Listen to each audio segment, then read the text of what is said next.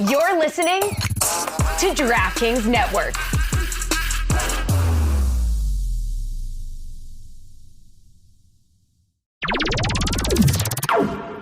This is a record number of appearances for Greg Cody in 5 days on our show. He has never been around our show so much. He has never been as insanely angry during our show as he was when we were bothering him on deadline during the watch party. I'm happy that Greg Cody is here today because we have not gotten his thoughts on how crushing a loss this is. I have heard him say that if they win in Kansas City, the season's a success. If they don't, it's not. So this is basically the Super Bowl. What we thought was going to be the Super Bowl for the Dolphins was going to be the Super Bowl. But instead, what he's saying is the Dolphins play in the Super Bowl in their next game. Yes, you got to draw the line somewhere. And for me, the season is a success if they win their first playoff game since 2000.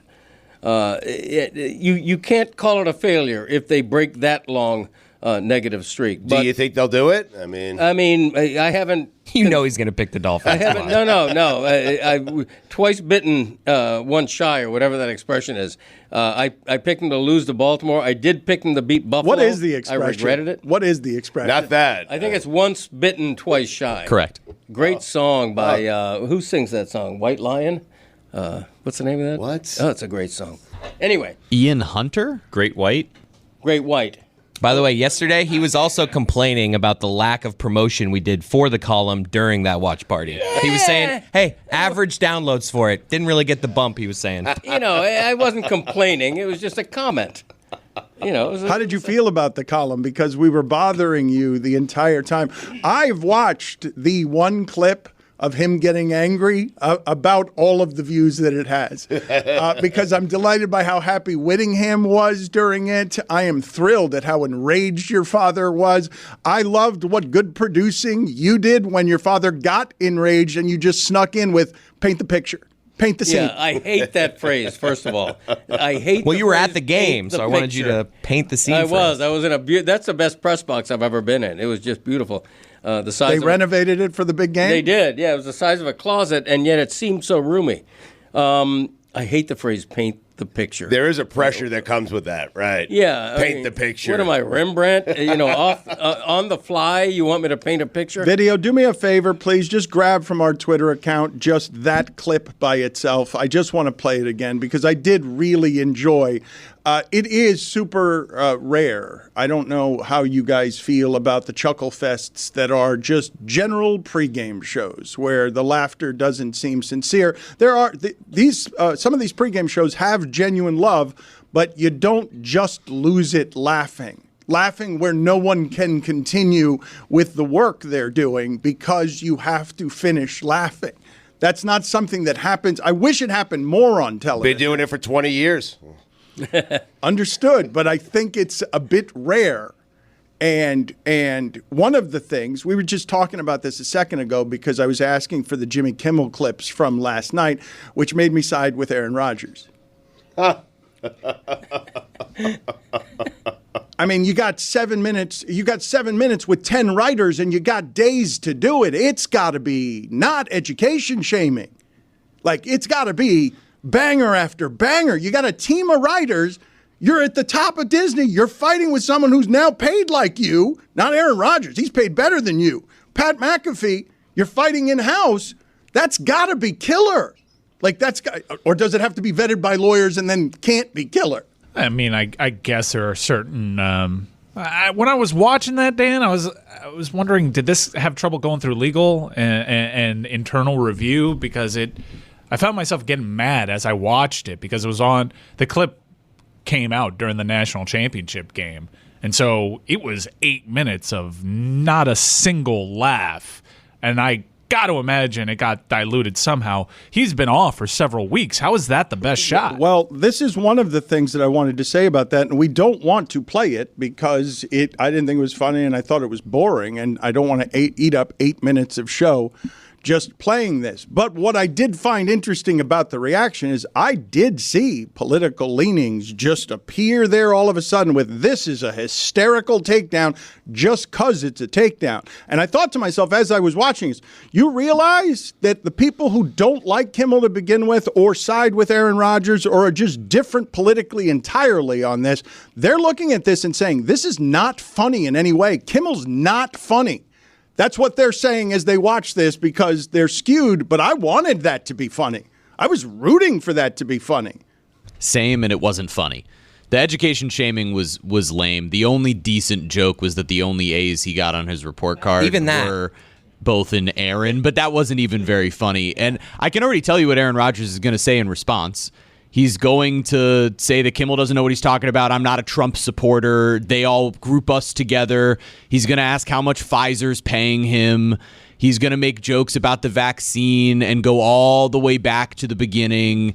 Then he's going to claim he's part of the media elite. You can take a shot every time you hear one of those phrases that comes up online because that's all Aaron Rodgers does is he just regurgitates that same stuff. This is part of why this argument gets so poisonous, though, and has been dishonest. If you can't look at this stuff and separate yourself in a discerning fashion from your belief system and what's just objectively funny because you're not going to be outraged, what you should be watching here is a man who hosted the Oscars multiple times. This man is great at pressurized funny. Had the shot of his lifetime here. This is about more than that. This is he was deeply offended by this, and to make light of this situation, he was wounded. Mike's kind of yes. undercuts what's been going on politically behind the scenes. Understood, Mike. But deeply offended is getting in the way of all funny right now. From every angle, deeply offended is affecting all of funny.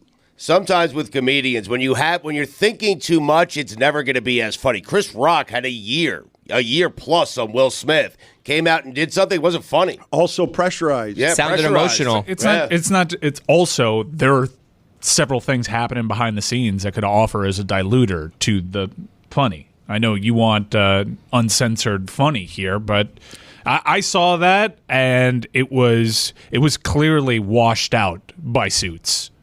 And this is something that I think is fascinating when you get into corporate interests and entertainment dilution and where we're headed, where it's going to be Apple and Amazon making all of these choices. And they're going to go through a dozen executives and they're going to go through a dozen lawyers. And are we going to make sure that we want to be this honest here? And I'm listening now, right now in my car, when Netflix is a joke is all I've got on. And you mentioned some of what it is that we're talking about when you say Chris Rock, because I listened to that special. And as I'm listening to it, just driving around, I'm like, man, he knows he's on the high wire here where everyone's watching. And he's repeating himself, and he's live, and he's choking because this one is so personal. So he keeps saying bitch and bitch and bitch at Will Smith. And what I'm thinking to myself is this was so embarrassing for Chris Rock that he cannot find the place to hit the right notes on funny because it hurt him too much. And you're telling me the same thing is true here of Kimmel, which I get. Of course, if you're accused of pedophilia and that's the move, and you have kids and you're deeply offended, and now you're going straight to Iger and saying McAfee and Aaron Rodgers can't do that to me, can they? And then now everything's running through Iger's office on whatever Kimmel's monologue is, because he's got a fight with the guy at ESPN that they just paid $17 million a year and doesn't care about their constructs. Well, we have a clip. It's just under 2 minutes, so you can make your decisions for yourself. I think we've offered enough qualifiers here as to why it might not be funny. Someone in our audience might find it funny. Here it is. He decided to insinuate that I am a pedophile. This is how these nuts do it now. You don't like Trump, you're a pedophile. It's their go-to move, and it shows you how much they actually care about pedophilia. But here's the thing. I spent years doing sports. I've seen guys like him before. Aaron Rodgers has a very high opinion of himself.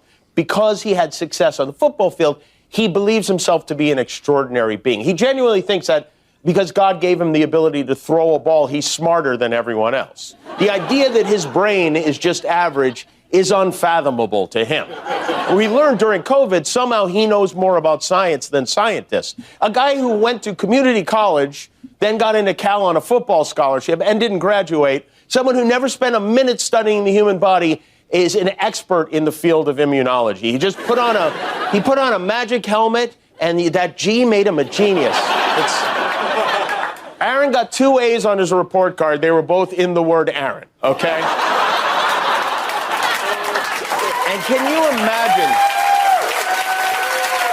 that this hamster-brained man thinks he knows what the government is up to because he's a quarterback doing research on YouTube and listening to podcasts? I looked it up. This is actually a thing. It's called the Dunning-Kruger effect. The Dunning-Kruger effect is a cognitive bias in which people with limited competence in a particular domain overestimate their abilities. In other words, Aaron Rodgers is too arrogant to know how ignorant he is. They let him host Jeopardy for 2 weeks. Now he knows everything. And by the way, I'm not one of those people who thinks athletes and members of the sports media should stick to talking about sports. I think Aaron Rodgers has the right to express any opinion he wants to, but saying someone is a pedophile is not an opinion, nor is it trash talk. Sorry, Pat McAfee.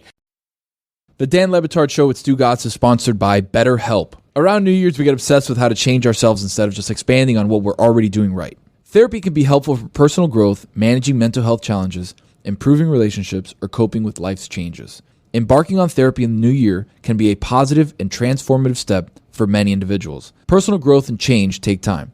Be patient with yourself and acknowledge the progress no matter how small. Therapy helps you find your strengths so you can ditch all the extreme resolutions and make changes that really stick. If you're thinking of starting therapy, give BetterHelp a try. It's entirely online, designed to be convenient, flexible, and suited to your schedule. Just fill out a brief questionnaire to get matched with a licensed therapist and switch therapists at any time for no additional charge. Therapy helps you find your strengths so you can ditch the extreme resolutions and make changes that really stick. Celebrate the progress you've already made. Visit BetterHelp.com/DLB today to get 10% off your first month. That's BetterHelp, HELP.com/DLB. Dan Le Batard. Let's go to 80. His name is Bo. Wow. I think Billy typed an 8 instead of a B. Fine. It's a clear as day, Bo. All right, $2. Stugotz. Number 80. Go ahead. It's Chris Corner on the line. CC, go ahead. This is the Dan Le Batard Show with the Stugotz. What I would say to you is right at the center of that, you will find a lot of the division and the discourse in America where it goes wrong, because Jimmy Kimmel telling a whole lot of people who are on Aaron Rodgers' side how dumb Aaron Rodgers is typical Hollywood liberal elite condescension that has this country on the cusp of what feels like civil war. Yeah, it's obvious that he was deeply offended. He felt slandered. Yeah, I'm surprised a lawsuit might not come out of this. But that sounded like a laugh track. There was so much laughter for stuff that wasn't even funny. I think the way to play that, if I'm Kimmel, is 2 minutes of dismissive funny, not 8 minutes of way too serious. But Disney on ESPN Crime is a good thing. Oh, no. Yeah, we're talking about it right now. No, that's not, yes, the views on all those social clips are crushing, and I am so into what Aaron Rodgers says today. Like, I'm tuning into all this. Like, exactly. My dad's not wrong in that everyone was listening to what Kimmel said last night, and everyone is going to be watching Pat McAfee They today. share this in common. I mean, they do, Greg and Chris. Of course, Disney will win here, but the funny in it, the actual funny, is stumbling into the victories in the streaming age, because this is why I say you. They pay Aaron Rodgers $1 million. They're not stumbling into it. They're paying him with the intention of him going viral, and he does weekly. Mike, Disney's not paying Aaron Rodgers anything. Pat McAfee is paying Aaron Rodgers. Pat McAfee. It's all right. It's an allotted budget for Pat McAfee's show. No, but this part's important. This part matters. The renegade spaceship of Pat McAfee is being rented by Disney and ESPN because they need it and him more than he needs them. He tore up a contract that was worth more than ours, which is an industry changer. Tore it up to go get their reach. They have these problems now, and they've never been a company that's equipped for these problems because they don't want the talent to have the power to make these problems. Because the way the ESPN spaceship works is Just get us from SportsCenter to SportsCenter to SportsCenter to game without headlines for Disney that make a mess. Get us there safely. Please, just without politics, without anything. Mike Greenberg, please, just get us to the next show. This is what's worked for many years. To the next Greenie show. Well, you don't think there's a sea change because, one business day removed from calling an upper executive a rat, Pat McAfee's front and center on their college football playoff coverage. That's not something anyone's ever been able to get away with. That's the sea change. And now it rises up to Kimmel and Iger. And now Iger has to deal with Jimmy Kimmel being so pissed off and personally offended. Hey, I'm going to send my team of writers at this, okay? For days. Yeah, let's check with the lawyers on that. I really think what was hanging over it, and in that 2-minute clip of Jimmy Kimmel, I actually found it funnier the second pass because it's not funny as 8 minutes. It's the 2 minutes by itself that makes it funny. Precisely. And I think just the specter of Jimmy Kimmel himself threatening a lawsuit on social media means that Jimmy Kimmel handcuffed himself. Because if he starts joking about it, he is then giving Aaron Rodgers and Pat McAfee's show license to make fun of it. And when the dismount on that is, nor is it trash talk Pat McAfee, so he's not absolving Pat of blame. So when that is the point he wants to hammer home, he can't necessarily be lighthearted because he is trying to project how seriously he took that allegation. Understood, Mike. You're leading a late-night talk show. Make me a bicycle clown. You're supposed to be funny. Yeah, but I lose all credibility if I start making jokes about that when the gambit into all of this was me being offended. I know. If I start having more fun with it than Pat or Aaron Rodgers, I lose my hand. But that's where the funny goes to die. My point is that Jimmy Kimmel... But that's also where your argument goes to die, Dan.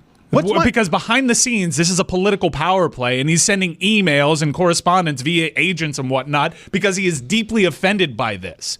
If he just undoes everything with a joke, then the last 2 weeks have been nonsense. But he's got several writers to allow him to navigate that however it needs to be navigated. And what ends up happening, that Disney and ESPN, you would understand why they're trying to avoid it, is Jimmy Kimmel is using the first 8 minutes of that giant platform when people are tuning in, and that is good for business. They want to hear what Jimmy has to say about this, and people don't tune into late-night television anymore as appointment stuff. That's why the 8-minute clip came out well before his show aired, because that's how late-night primarily exists now. And so they will be able to profit off it. They will be able to change. I don't know which part of my argument you think is going to die here. This is wonderful and fascinating as content. But when I say we arrive at it by accident, it's because when they put these ingredients together at a place that they've never allowed this kind of thing. They've avoided all precedents, and the McAfee precedents are now,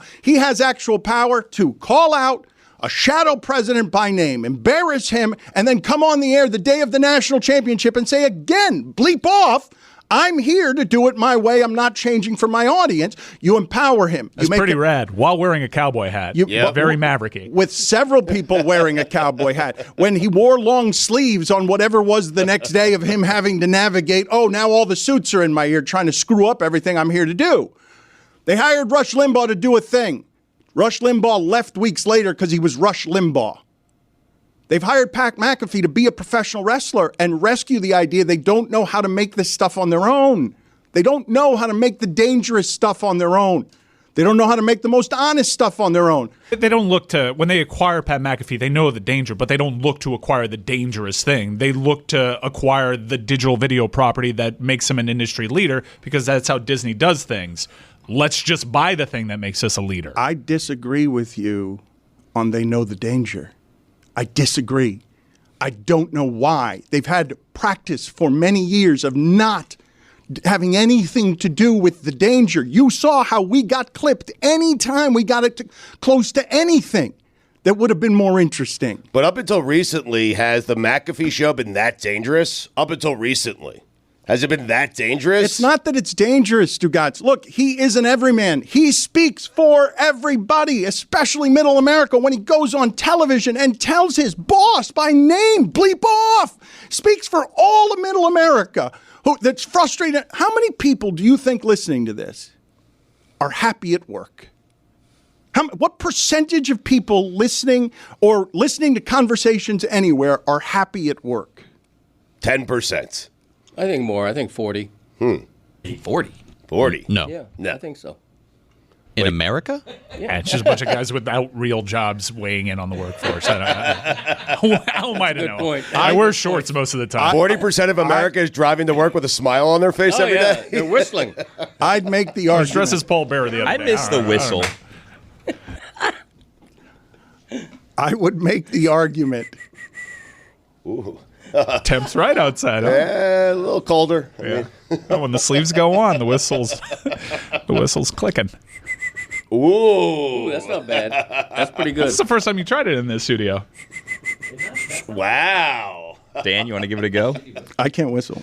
You cannot? What? Wow. That explains a lot. Put it on the poll, please, Juju. Do you mistrust people who do not know how to whistle? Or do you learn a lot? Or does it explain a lot about a person if they don't know how to whistle? What does it explain to you? Just pieces are starting to come together. You know what I mean? No. I'd like you to explain it. Well, a whistler would get it. Real quick to Real whistlers, no. I got it. Real quick to just put a bow on everything. So you're hoping for you want Max funny all around, and you care not if Jimmy Kimmel just totally undoes his argument, which is a principled one, because you don't come out and threaten a lawsuit on social media and invoke your family if it wasn't deeply personal. You don't mind if he undercuts his own argument just in name of funny. No, what I would say to you is, because this is an interesting place in comedy right now, where Norm Macdonald, the late Norm Macdonald, like Chappelle is trying to channel him as he walks on this tightrope. At the very beginning of his latest special, as he's making another he's starting again with trans and then goes to disabled and handicapped, first 10 minutes, and he's channeling Norm as he does it, because he was a deep, deep respecter of Norm. What I want people to notice, the only part I want them to notice about all of this, because Norm Macdonald said, what we have today is a bunch of comedians who want to be smart instead of funny. He was talking about Bill Maher and John Oliver and Colbert and Jon Stewart. Like, do you want to be funny or do you want to be the smartest guy? Chappelle, too, as a philosopher, a sermonizer. Do you want to be funny or do you want to be the smartest guy? Because everyone seems to be going towards smartest guy, smartest guy. I kind of like funny. Kimmel is the original host of The Man Show, is where he started. The Man Show. And then a whole lot of shit about comedy and America changed. And the guys who were winning in late night were the guys who left behind Jimmy Fallon because he couldn't do politics. Colbert could do politics. Jimmy Kimmel could do politics. Fallon, host of The Tonight Show, the jewel of all of television, desecrated everything Johnny Carson did because he couldn't keep up on the funny.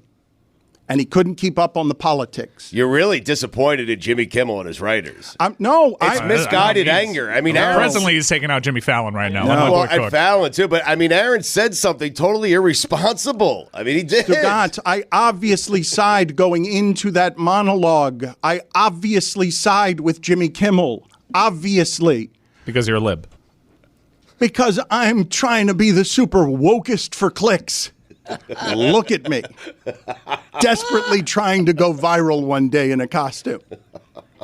The issue with comedy at this point when it comes to serious topics, like you say Chappelle, I mean, Chappelle's doing it awfully. He's doing a terrible job. He's not channeling Norm Macdonald. He's just taking down people for no reason, punching down. Jimmy Kimmel's put in a position here where, like Mike said, this is a very serious topic, and a lot of the time that is where funny dies. Like, there's not often a way to be funny, and we saw it with Saturday Night Live when they trivialized what was going on with Donald Trump, and then at the last moment tried to go, oh, shit, we messed this up because we made too many jokes undercutting the serious nature of it. They tried to go back. And, you know, when you talk about ESPN not being equipped or wanting to handle what's going on with the politics side of it and the way they've done it in the past, this is a different end of the political spectrum, Dan. More sports fans are okay with what's being said by Rodgers, by McAfee, than the average sports fan watching you. Jeremy, I've put this in front of the audience, in front of everybody. They told me at the end what the focus group showed. They showed SEC football. Like, get all this other shit out of here. Get all of it out of here. SEC football. Skipper runs the company now. I could have asked for some of the things that McAfee has. I failed to do so. I was an idiot. I didn't bother him. I just wanted to be left alone. And now they've got a situation on their hands that's delightfully, artfully comedic. Everybody involved. Don Le Batard. Oh, I think Larry Fitzgerald's on the green right there. Stugotz. That's Alfonso Ribeiro. How do you think that Larry Fitzgerald And the son. The son. Oh, the son. To be fair. To be fair. All right, whatever. Alfonso Ribeiro has a great ass. This is the Don Le Batard Show with the Stugotz. Was I too indignant there, Mike? Yes. Was it off-putting? Yes. Yep. You really Kimmeled it. I find so fascinating, like just so fascinating, what is happening in media, in sports media, because, God, I smiled yesterday because I saw a meme of Ocho Cinco in the background looking as Shannon Sharp and Stephen A. Smith like jostled with each other, and Ocho Cinco had a longing look on his face like he too wanted to be on First Take, but Unc is with Stephen A., and they were enjoying themselves. Shannon Sharp, I believe, had an interview that now is up to like 40 million views, 3 hours with Cat Williams. The industry's changing. It's super interesting. Like, because a behemoth like ESPN needs a Shannon Sharp or a McAfee. And I've told you before that Stephen A. Smith is plotting his exit in front of your eyes. He's advertising for the stuff he's doing away from ESPN for hours a day. It's brilliant. I wish I had been smart enough to do it that way. I wish I had been less emotional, because the only time I felt jealousy in any of this, in any of the last couple of really hard years, is when I just saw, because I've been through lawyers and I've been through the bullshit of all that vetting, is when this is the fight. Stugotz, I'm not kidding you when I tell you, like, professionally, I have made the life that I have wanted that looks a lot like what I want somehow. So I do not. With me, huh? With you. Yeah. With you and Cody. Yeah, thank you. You're yes. welcome. Against all odds. Great song. I have done this. I heard Abacab the other day. Thought of you instantly. Way. Yeah. Still bangs. I miss Genesis. Abacab is good. We've now referenced songs from 1975 and 1984 on this local hour. The only time I've been jealous. I'm a Phil guy. I really am. And better than great. Peter. Yeah. And Peter's got one of the best Way voices better. ever. I mean, In Your Eyes to this day. Mm-hmm. You put In Your Eyes, that's a great sing-along song. The Tarzan soundtrack? But for Genesis, it was just banger. It was just the right guy at the right time. Abacab. Oh, don't do that. Don't do that. Yeah, they went a little poppy. They were prog rock before, but it was the right move for them. Does anyone want to guess? Why don't we play this game? All of you guess the first time I've been jealous in 30 years. First time professionally jealous in 30 years. Man, I've been jealous quite a bit. So. No, but it just happened recently. Yeah, I was jealous last night. What? Stephen A. was in a box with Michael Jordan That was and Derek my guess, Jeter. too. Yeah, that was pretty cool.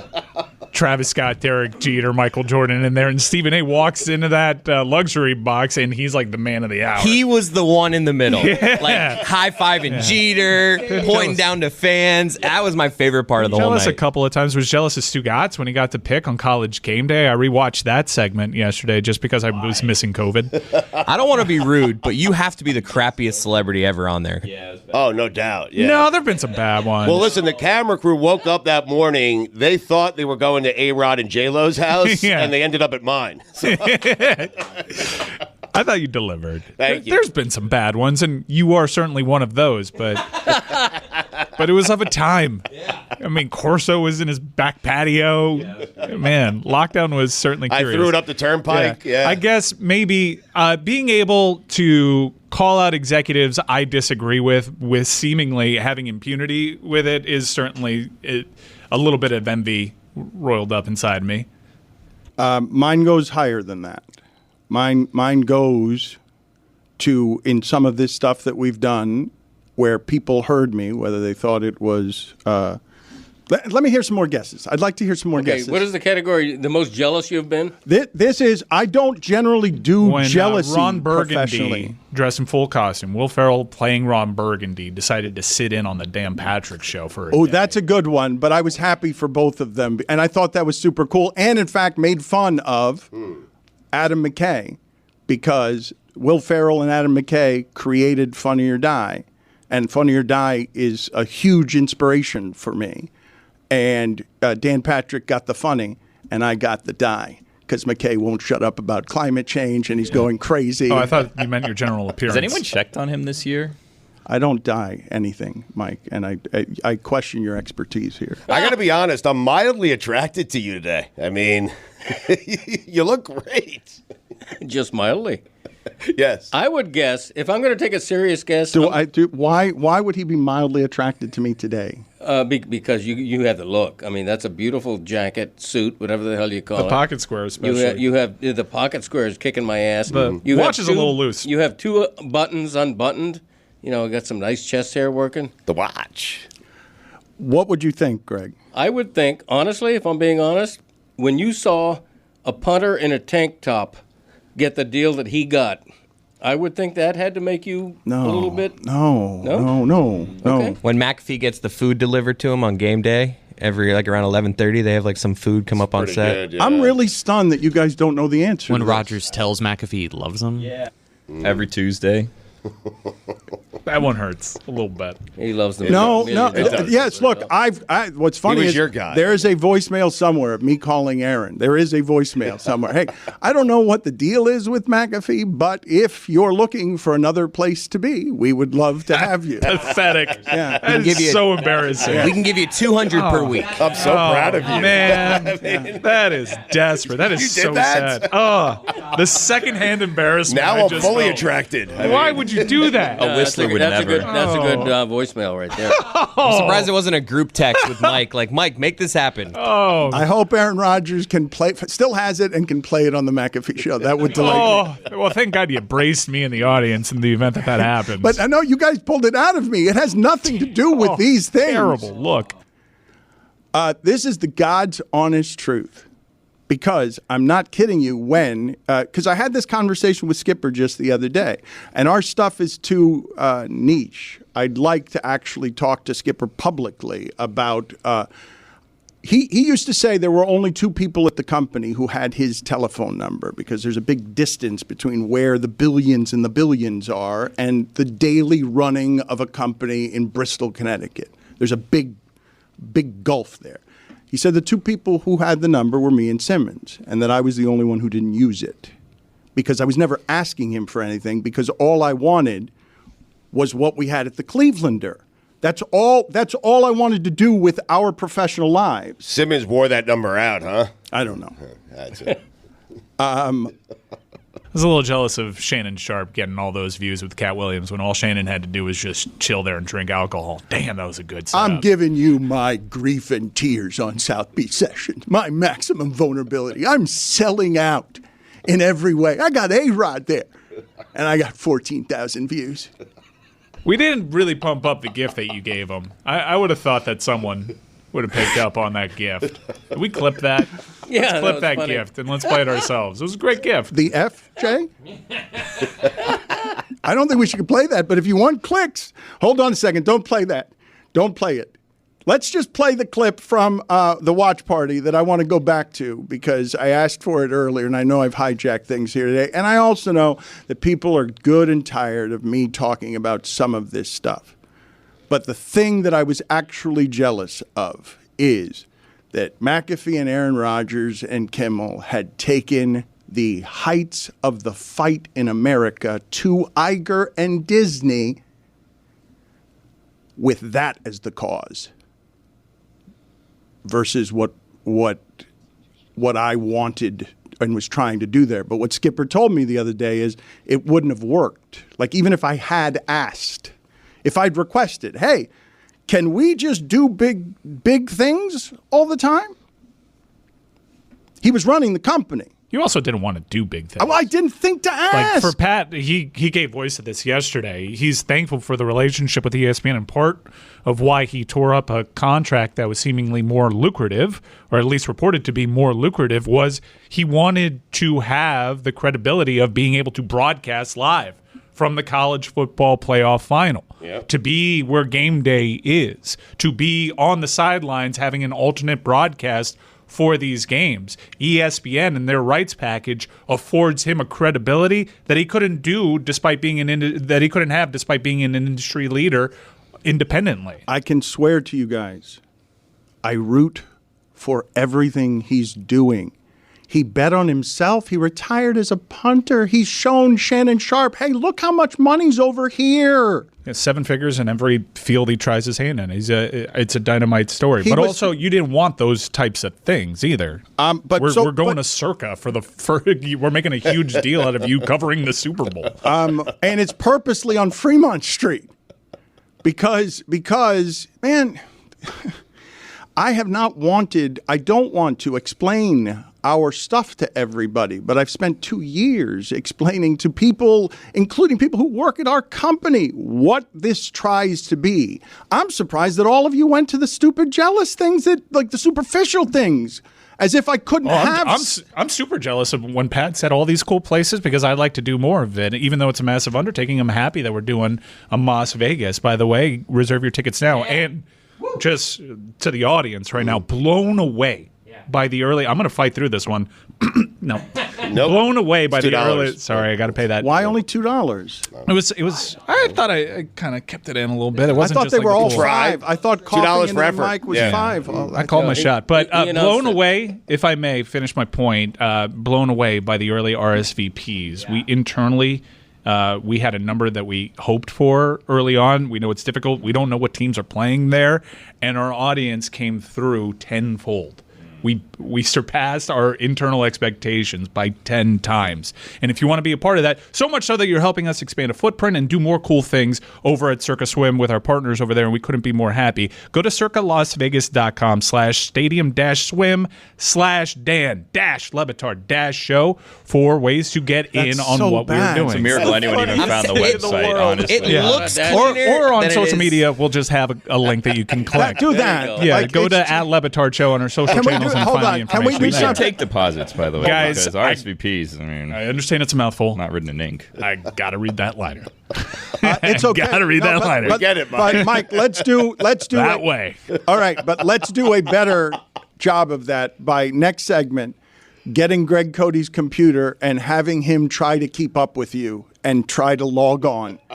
Using exactly what it is that you're saying. To execute it that well. I want to see how many times he asks you, go back, slow down. I want to see if Greg Cody can get an RSVP to what it is that we're doing. And well, wait a second. We'll get the camera here to do it. My larger point wasn't just to get a contractually obliged liner out of the way. It was also to say that you don't want the same exact things that Pat did. You had the opportunity to do some of that stuff, and we did from the comforts of our Clevelander studio. Like, we just weren't about that life. You weren't flying around every weekend to the big college football game of the week. That's not what you do. You would hate doing what Pat McAfee does. You would want it. But yet somehow I'm almost hurt, legitimately hurt, that you guys guessed on my jealousy. People who know me. Things that are only through your own eyes. Like, it floors me that all of you would know that little about me to answer that question that poorly. I was going to guess when we got Javon Holland on God Bless Football. Yeah. The big one, 98-yard return. Hell of a get. I am jealous of the Tahoe trip Stugotz is taking.